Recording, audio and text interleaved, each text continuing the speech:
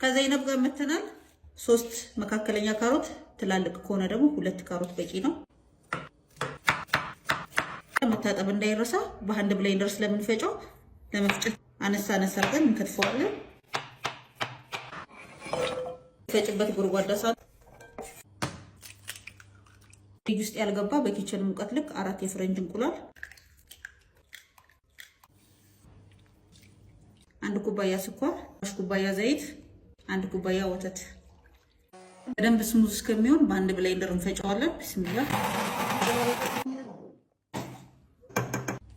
3 ኩባያ ፍርኖ ዱቄት፣ ቤኪንግ ፓውደር 10፣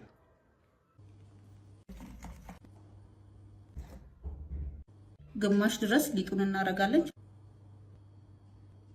ቸኮሌት መሃል ለመሃል ውህድ ከላይ፣ የቀረውን ደግሞ በሌላ መስሪያ ማድረግ ትችላላችሁ። ሊጡ ከሞላ ኬኩ ይበላሻል። አየር እንዲወጣ ለታመጣን በ180 ዲግሪ ከ40 እስከ 45 ደቂቃ በቂው ነው።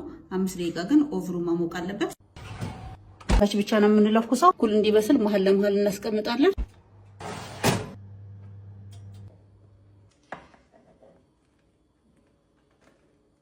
ከ45 ደቂቃ በኋላ በስሏል። ልጅ ያለበት ቤት ኦቨኔን እየነካኩ አሰራሩብኝ። ኬኩ ሳይቀዘቅዝ በፊት መገልበጥ የለብንም።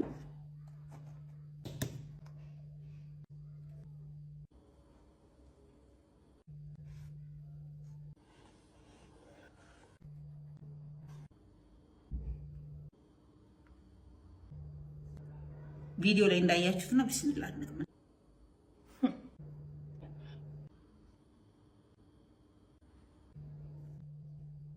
ስኳሩ ይበዛል ብዬ ፈርቼ ነበረ። ካሮቱ ስታርች ስላለው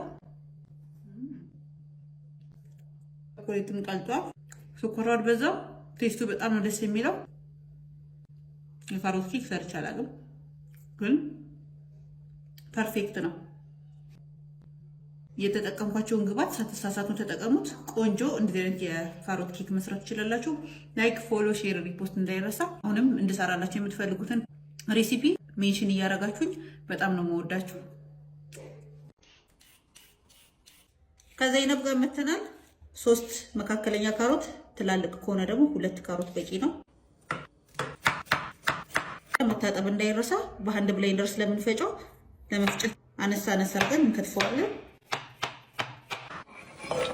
ፈጭበት ጎድጓዳ ሳህን ፍሪጅ ውስጥ ያልገባ በኪችን ሙቀት ልክ 4 የፍሬንች እንቁላል፣ 1 ኩባያ ስኳር፣ 1 ኩባያ ዘይት፣ 1 ኩባያ ወተት። በደንብ ስሙዝ እስከሚሆን በአንድ ብሌንደር እንፈጨዋለን። ቢስሚላህ። 3 ኩባያ ፍርኖ ዱቄት፣ ቤኪንግ ፓውደር 10፣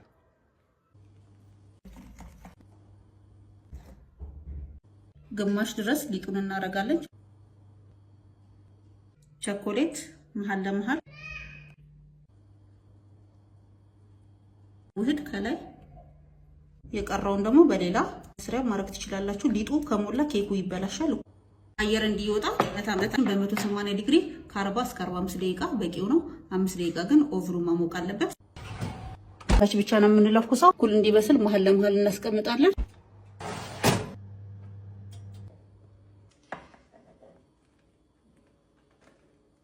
ከ45 ደቂቃ በኋላ በስሏል። ልጅ ያለበት ቤት ኦቨኔን እየነካኩ አሰራሩብኝ። ኬኩ ሳይቀዘቅዝ በፊት መገልበጥ የለብንም።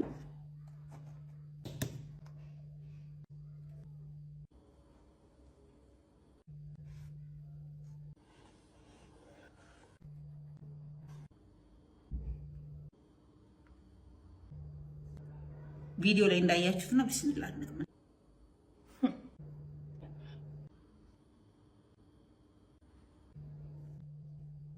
ስኳሩ ይበዛል ብዬ ፈርቼ ነበረ። ካሮቱ ስታርች ስላለው ቸኮሌቱም ቀልጧል። ስኳሩ አልበዛም። ቴስቱ በጣም ነው ደስ የሚለው። የካሮት ኬክ ሰርቼ አላውቅም፣ ግን ፐርፌክት ነው። የተጠቀምኳቸውን ግብአት ሳትሳሳቱ ተጠቀሙት። ቆንጆ እንደዚህ አይነት የካሮት ኬክ መስራት ትችላላችሁ። ላይክ፣ ፎሎ፣ ሼር፣ ሪፖስት እንዳይረሳ። አሁንም እንድሰራላችሁ የምትፈልጉትን ሬሲፒ ሜንሽን እያደረጋችሁ ከዘይነብ ጋር መተናል። 3 መካከለኛ ካሮት፣ ትላልቅ ከሆነ ደግሞ 2 ካሮት በቂ ነው። መታጠብ እንዳይረሳ። በሃንድ ብሌንደር ስለምንፈጨው ለመፍጨት አነሳ አድርገን እንከትፈዋለን። ፈጭበት ጎድጓዳ ሳህን ፍሪጅ ውስጥ ያልገባ በኪችን ሙቀት ልክ 4 የፍሬንች እንቁላል፣ 1 ኩባያ ስኳር፣ 1 ኩባያ ዘይት፣ 1 ኩባያ ወተት። በደንብ ስሙዝ እስከሚሆን በአንድ ብሌንደር እንፈጨዋለን። ቢስሚላህ። 3 ኩባያ ፍርኖ ዱቄት፣ ቤኪንግ ፓውደር 10፣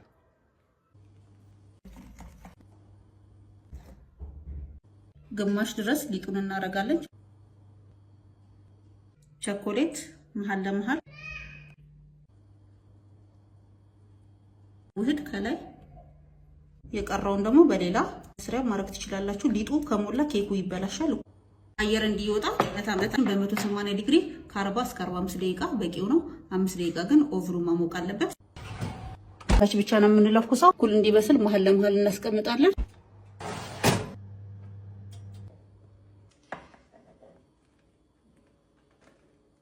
ከ45 ደቂቃ በኋላ በስሏል። ልጅ ያለበት ቤት ኦቨኔን እየነካኩ አሰራሩብኝ። ኬኩ ሳይቀዘቅዝ በፊት መገልበጥ የለብንም።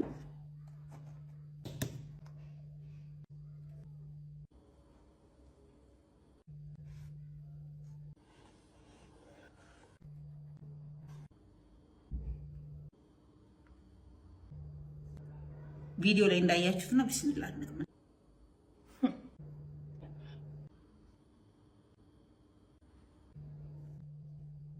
ስኳሩ ይበዛል ብዬ ፈርቼ ነበረ። ካሮቱ ስታርች ስላለው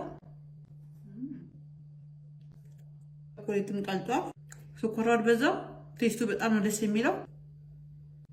የካሮት ኬክ ሰርቼ አላውቅም፣ ግን ፐርፌክት ነው።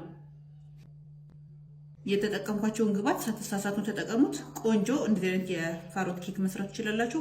ላይክ፣ ፎሎ፣ ሼር፣ ሪፖስት እንዳይረሳ። አሁንም እንድሰራላችሁ የምትፈልጉትን ሬሲፒ ሜንሽን እያደረጋችሁኝ በጣም ነው የምወዳችሁ።